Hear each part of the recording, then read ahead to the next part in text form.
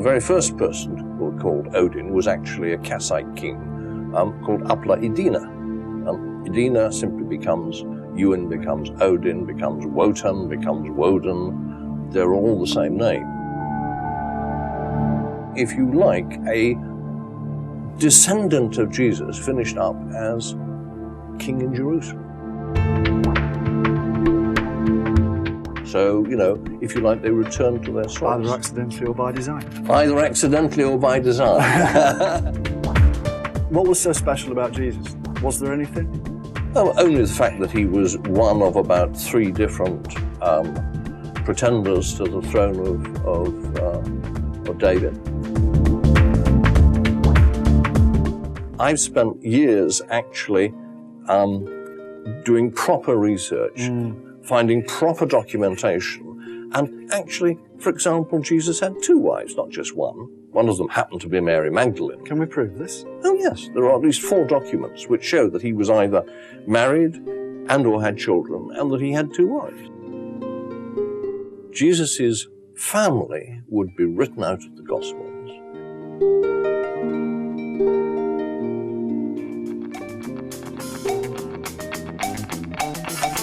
Pyramids are now seen as being a global phenomenon. And actually the oldest pyramid is now in Caral in Peru. And the tallest one could be the Bosnian one, but science or archaeology accepted the largest one in volume is actually Cholula in Mexico. The pyramids are no longer just seen as tombs.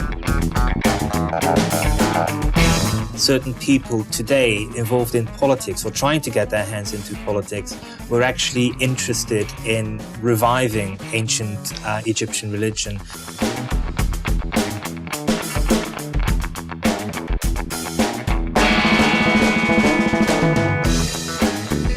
The entire Grail story, which we always believe is fiction, actually will be or was a family history.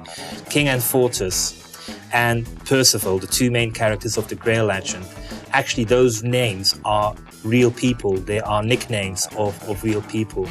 And it's one of these things which you can prove in a single line by pointing out that Anfortas, if you do the Latin rendition, is actually Anfortius. And Anfortian is the known nickname of a king of Aragon.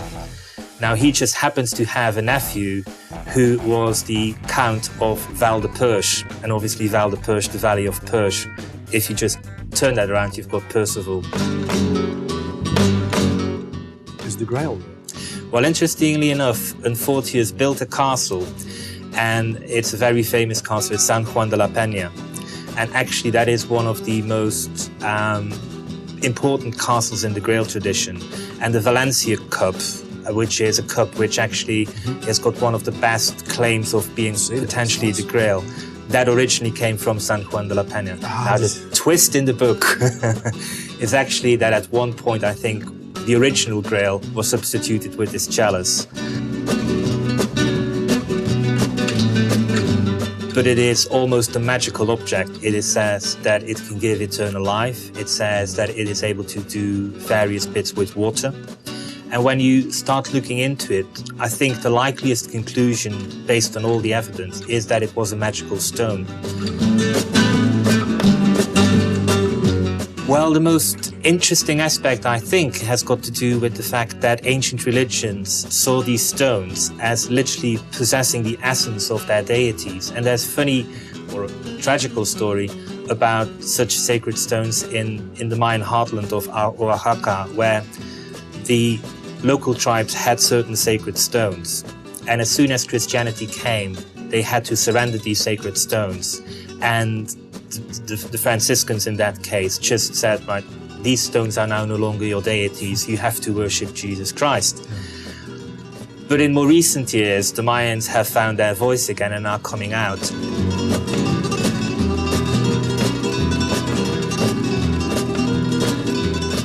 With Lover's Lullaby.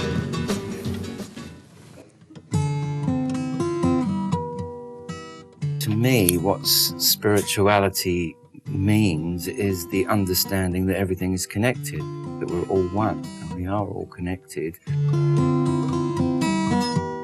And that's what I like to convey through the music. To me, nature is very, very important. Always been really important to me, still is. And unfortunately, most human beings don't feel good about themselves because of the amount of conditioning, the fear programming that humanity's been subjected to for thousands of years in a variety of different forms and still going on. Well, this would be very much, you know, the line that perhaps shaman or medicine men would take in introducing an individual into the understanding of other dimensional realities, or what they might call dream time or whatever. They would have to put them through an experience, because without them having gone through that experience, it doesn't mean anything. Absolutely.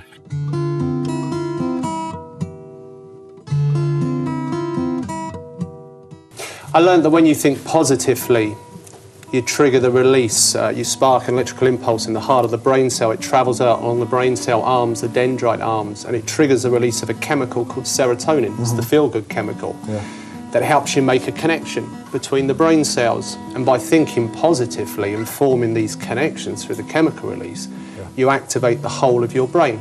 The left side, which is primarily logical and analytical, and the right side, which is more spiritual, creative, intuitive.